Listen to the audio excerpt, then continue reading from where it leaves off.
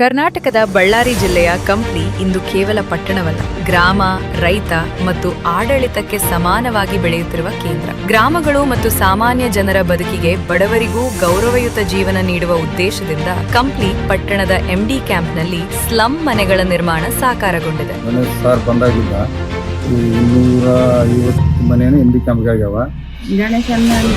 ಒಳ್ಳೆ ಕೆಲಸ ಆಗೈತೆ. ಮನೆ ಇದ್ದಿಲ್ಲ, ನಮ್ಮ ಮನೆ ಮಾಡಿಕೊಟ್ಟಿದ್ದಾರೆ. ಅದು ಈ ಕಂಪ್ಲಿ ಭಾಗದಲ್ಲಿ ಇಷ್ಟು ವರ್ಷ ಆದರೂ ಕೂಡ ಯಾವ ವಾರ್ಡ್ಗಳನ್ನು ಅಭಿವೃದ್ಧಿ ಮಾಡಿರೋದಿಲ್ಲ. ಇವರು ಬಂದಾಗಲಿಕ್ಕೆ ಎಲ್ಲ ಬಡವರು ಕಾಳಜಿ ತಗೊಂಡು ನಮಗೆ ಅಭಿವೃದ್ಧಿಯನ್ನು ನೀಡುತ್ತಾರೆ. ಅವರಿಗೆ ತುಂಬ ಧನ್ಯವಾದಗಳನ್ನು ತಿಳಿಸ್ತಾರೆ. ಅವ್ರು ಬಂದಾಗಿಂದ ತುಂಬ ಒಳ್ಳೆಯದಾಗುತ್ತೆ. ಜನಸಾಮಾನ್ಯರಿಗೆ ಗುಣಮಟ್ಟದ ಆಹಾರವನ್ನು ಕಡಿಮೆ ದರದಲ್ಲಿ ಒದಗಿಸುವ ಕಂಪ್ಲಿ ಇಂದಿರಾ ಕ್ಯಾಂಟೀನ್ ದೈನಂದಿನ ಜೀವನಕ್ಕೆ ಬೆಂಬಲವಾಗಿದೆ. ತುಂಬ ಅನುಕೂಲವಾಗಿದೆ.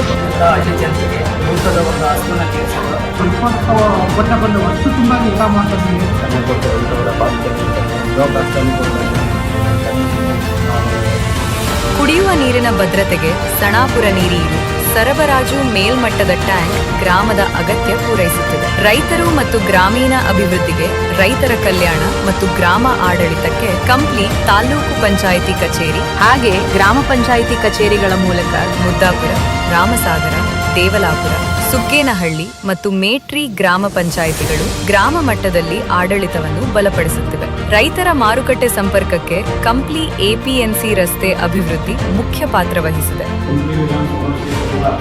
ಜನಪ್ರಿಯ ಶಾಸಕರ ನೇತೃತ್ವದಲ್ಲಿ ಕೃಷಿ ಉತ್ಪನ್ನ ಮಾರುಕಟ್ಟೆ ಸಮಿತಿಯು ಅಭಿವೃದ್ಧಿ ಮಾಡಲಾಗಿದೆ. ಇದರಲ್ಲಿ 2 ಕೋಟಿ ಯೋಜನೆಯಲ್ಲಿ ಈಗಾಗಲೇ ಇದಕ್ಕೆ ನಮ್ಮ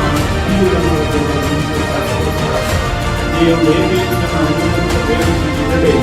ಅನೇಕ ಯೋಜನೆಗಳನ್ನು ನಾವು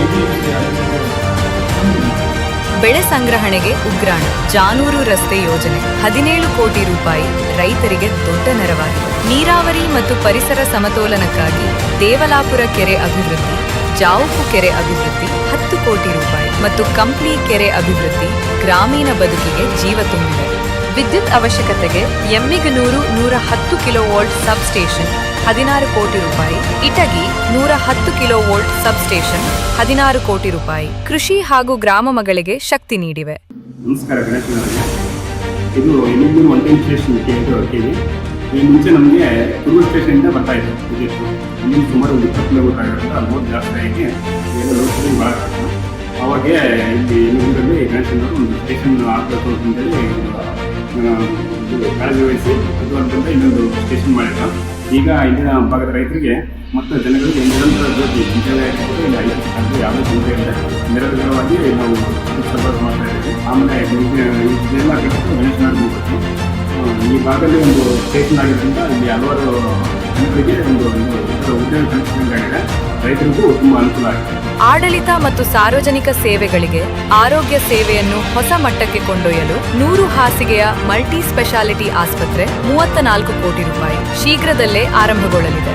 ಸರ್ಕಾರಿ ಕಾರ್ಯಚಟುವಟಿಕೆಗಳಿಗೆ ಕಂಪ್ಲಿ ಮಿನಿ ವಿಧಾನಸೌಧ 20 ಕೋಟಿ ರೂಪಾಯಿ ಶೀಘ್ರ ಉದ್ಘಾಟನೆಗೆ ಸಿದ್ಧವಾಗಿದೆ. ಅಧಿಕಾರಿಗಳು ಮತ್ತು ಅತಿಥಿಗಳಿಗೆ ಕಂಪ್ಲಿ ಐಬಿ ಗೆಸ್ಟ್ ಹೌಸ್ 2 ಕೋಟಿ ರೂಪಾಯಿ ಹಾಗೂ ಸಾರ್ವಜನಿಕ ಸುರಕ್ಷತೆಗೆ ಕಂಪ್ಲಿ ಪೊಲೀಸ್ ಠಾಣೆ 3 ಕೋಟಿ ರೂಪಾಯಿ ಸೌಲಭ್ಯಗಳನ್ನು ವಿಸ್ತರಿಸಿವೆ. ಸಂಪರ್ಕ ಮತ್ತು ಭದ್ರ ಪ್ರಯಾಣಕ್ಕೆ ಮಳೆಗಾಲದಲ್ಲಿ ನೀರು ತುಂಬಿ ಸಂಚಾರ ಸ್ಥಗಿತವಾಗುತ್ತಿದ್ದ ಕಂಪ್ಲಿ ಸೇತುವೆಗೆ ಇಂದು ಹೊಸ ಸೇತುವೆ ನಿರ್ಮಾಣಕ್ಕೆ 120 ಕೋಟಿ ರೂಪಾಯಿ ಅನುಮೋದನೆ ದೊರೆತಿದೆ. ಇದು ಸಂಚಾರಕ್ಕೆ ಮಾತ್ರವಲ್ಲ, ವಾಣಿಜ್ಯ, ಕೃಷಿ ಮತ್ತು ಜನಜೀವನಕ್ಕೆ ಮಹತ್ತರ ಬದಲಾವಣೆ. ಗ್ರಾಮಗಳ ಅಭಿವೃದ್ಧಿ, ರೈತರ ಸಬಲೀಕರಣ, ಬಲವಾದ ಆಡಳಿತ ವ್ಯವಸ್ಥೆ ಇದು ಕಂಪ್ಲಿಯ ಸಮಗ್ರ ಅಭಿವೃದ್ಧಿಯ ದಾರಿ.